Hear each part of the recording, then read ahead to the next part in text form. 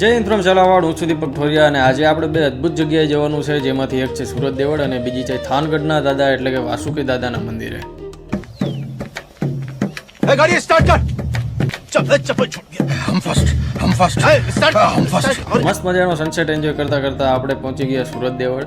અને ભાઈ, આ રજવાડા વખતનો ગેટ માત્ર ને માત્ર પથ્થર જ, બીજું કંઈ જ નહીં. એ સમયમાં ભલે ટેકનોલોજી નહોતી, પણ કારીગરી તો હતી જે આપણે નરી આંખે જોઈ શકીએ છીએ.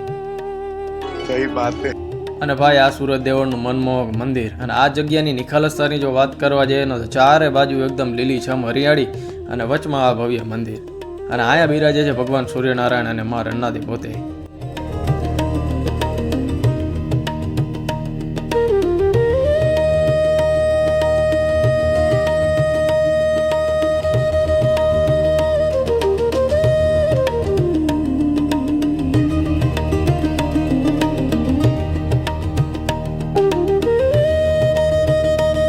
ત્યારબાદ નીકળી ગયા થાનગઢ જવા માટે અને પહોંચી ગયા વાસુકી દાદાના મંદિરે. અને ભાઈ, મંદિરમાં અંદર એન્ટર થતા જ આ કોરોના બેટે દેકારો ને બાપા મારી કરી મૂક્યું અને પછી કર્યા દાદાના દર્શન. ત્યારબાદ બહાર નીકળી અને તળાવના કિનારે બેહીને મૂડ ચાર્જ કરી લીધું. અને આવી જ રીતે એન્ટરટેન થવા માટે please subscribe the channel, hit the bell icon, like the video and do comment.